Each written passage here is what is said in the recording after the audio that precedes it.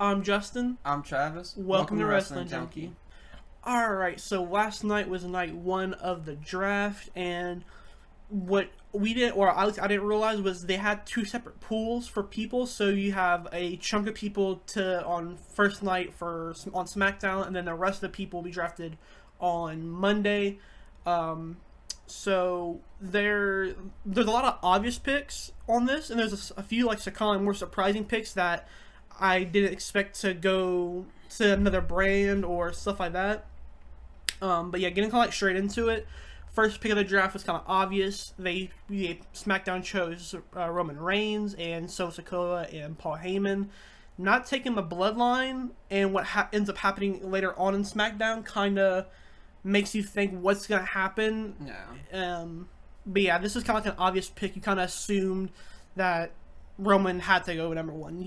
He's the double champ. But with that being said, the heavyweight champion now will be on a Raw exclusive belt. So maybe in a future video, we can talk about maybe who might be able to win that World Heavyweight Champion. And then for the second pick, Raw chooses Cody Rhodes, and I think that makes perfect sense because that's like the two biggest names right now. Basically, is Roman Reigns and Cody Rhodes. And since Roman went SmackDown, it makes the most sense that Raw gets Cody, and I mean, likely we're going to see him in like contention for the belt too. I mean, Yeah. he's more than likely going to be, one of the guys that goes up for it. Yeah. And then for the second pick for SmackDown, they chose Bianca Belair, which probably means that Rhea Ripley wasn't drafted tonight or last night on SmackDown, and she'll be drafted on Monday. But that being said, though, I definitely see Rhea going to Raw. But for this, I do like Bianca on SmackDown. I think she's gonna fit the SmackDown like style better. I think. And yeah, I think this is another like obvious pick if they want to go male, female. But yeah, so this is like also we're kind of gonna assume that Bianca will switch the belts with Rhea maybe. But yeah, and then the next pick. So the next pick, Raw obviously goes again, and they pick Becky Lynch. And once again, it's basically the same thing. Like I said earlier, it's two of the best women's wrestlers right now. Bianca, Becky, you could say Rhea too, but she wasn't in the pool today, so she couldn't have been picked. So as far as women go, these are the two best women that are most popular women there. And yeah, Raw gets Becky, and SmackDown gets Bianca. Yeah. And then for our next picks, it was back to SmackDown, and they chose the first tag team, and they chose the Street Profits. I think this is a great pick. I'm kind of glad they went higher up because it makes them feel like whatever gets them to the tag team belts, they will be back at the top of like a team who could dethrone or take at least half of the belts from KO and Sami Zayn.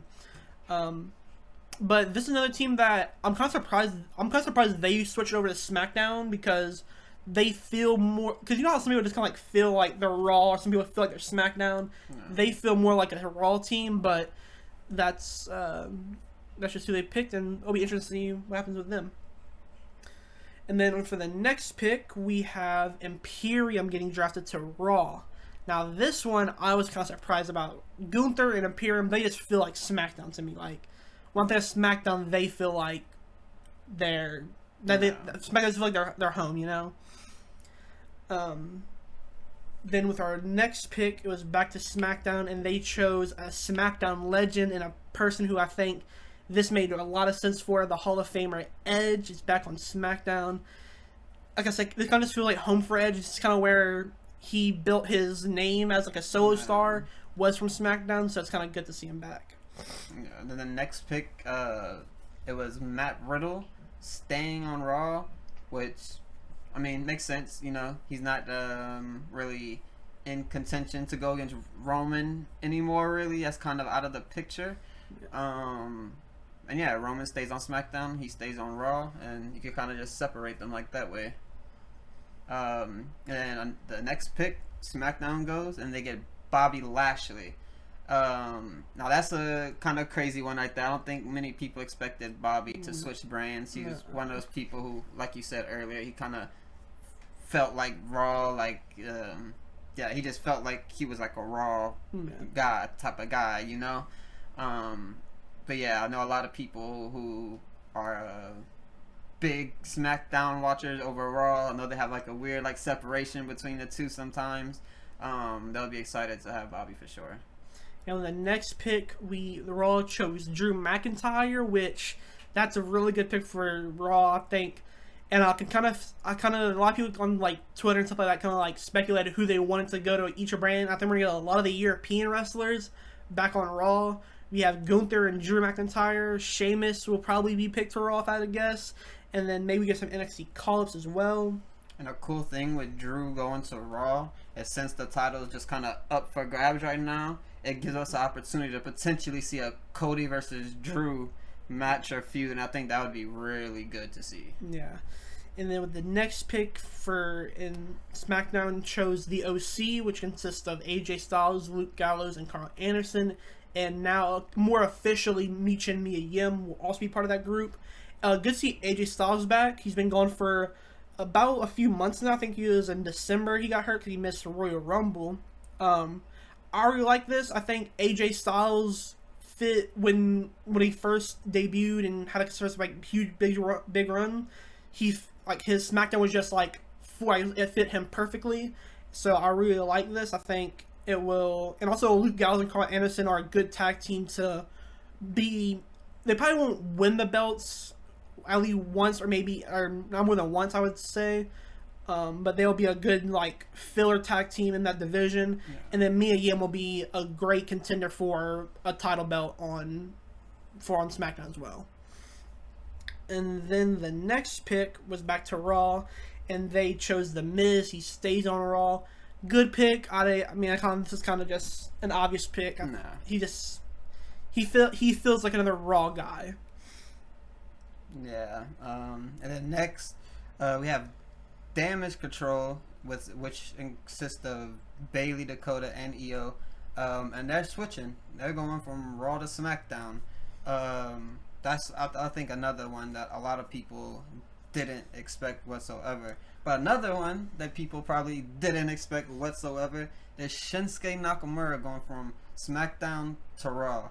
And that's a big one right there. I could even see him being up for grabs for the belt. Sure. Like that, I feel like that's kind of why they picked him at this point, you know, to kind of show that like, all right, he's gonna be like doing something in Raw. He's not gonna be like sitting in the background on SmackDown like he basically was this entire time. No.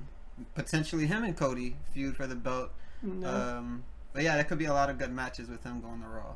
Yeah, and then go back to like Damage Control. I think this one made sense because obviously Io Sky will be facing Bianca Belair for her champion, whichever one they end up letting her have. So that kind of makes sense. But I'll also, with that being said, I do think Bayley will be a future contender for the belt between now and the next draft, or as long as she's on SmackDown. I think she definitely should eventually hold the belt once before she either switches brands or something like that. Like I said, we had Shinsuke going to Raw. Then with the last two picks, we have two NXT call-ups. We had Alba Fire and Isla Dawn, the NXT Women's Tag Team Champions, coming from NXT going to SmackDown. Really good picks. Kind of surprising because they only won the belts, I think. I'm pretty sure they won them not too long. I think they won them like at the end of March, I think. So it's kind of interesting, like a tag team champions going from one brand to another. And this also kind of set up a match on NXT between them and Kaden Carter and Katana Chance. But yeah, and then with the last pick of the draft, we had Indy Hartwell going to Raw. She's NXT Women's Champion. She just retained it on NXT, which was kind of surprising to see.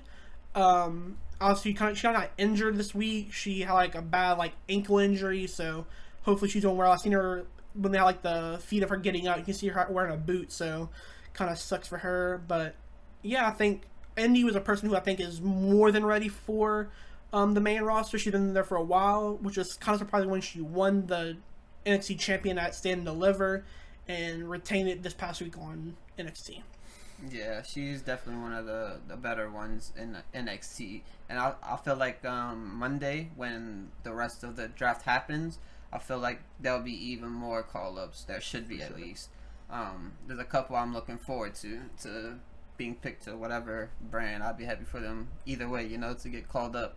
But yeah, that was pretty much the draft. A lot of exciting things. Yeah, there's just a lot of potential with the way they shape shifted things with the movements and everything.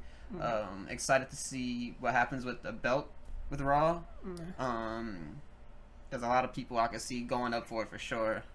Just off of the draft that happened tonight, not even including the ones that are already there or will go there Monday. Yeah. But yeah, that was night 1 of the draft. We'll be back for night 2 after that happens. I'll probably be posting that video on Tuesday. But yeah, overall, who do you think? For me personally, who do you think won the draft? For me, I would have to go SmackDown. I think they have they've got more people, but also I think for pick, they have the overall more stacked roster. Yeah, I think they won, and I think they did it on purpose too, because obviously it happened on SmackDown, so they wanted to make it an exciting moment for SmackDown, so they kind of let them get a lot of the big picks. Obviously the Roman Bloodline pick was huge for them, but they also took losses too, though. I mean, they lost Drew, which is a big loss. They lost Shinsuke, which they weren't really using him correctly, but I mean, it was a big loss still. Imperium. Yeah, Imperium. So yeah, I mean they lost a few as well. But I do agree with you that they gained a lot more. They have Bianca, Street Profits, Edge, Bobby, Damage Control. Edge on SmackDown will be really cool to see again, because we haven't seen him there in years at this point. So seeing him back on SmackDown will kind of be able to relive that 09 Edge and stuff like that. And we don't know how long he still has left to be doing this. He's getting up there in age. He still looks pretty good, but when they get to that age, you never know when it's gonna be your last match, or when you're gonna be the last time you see one of your favorite wrestlers. And Edge is definitely, I think, a majority of people's top 10, 20, 30 favorite wrestlers. For sure. But yeah, it was an exciting draft. I'm excited for Monday to see the rest of the draft pool that they'll put together, and see people change brands or stay brands or whatever. Maybe we'll see the championship match tomorrow. I doubt it. Or Monday, I should say. I doubt it, but it could happen. But yeah, Backlash is next week. We'll have more videos then. This video will go up today, and then we'll have a Raw episode going up to Tuesday. And then we'll also have our own fantasy draft that'll be going up Wednesday or Thursday. We're not too sure yet, but Wednesday or Thursday we're gonna have our own fantasy draft on how we thought the draft should have went, I guess you could say, and just picking kind of our favorite superstars too. But yeah, we have a good week coming of content for y'all. We have 3-4 videos coming up this week, so hopefully y'all enjoy them. Please like and subscribe, and yeah, we'll see you in the next one.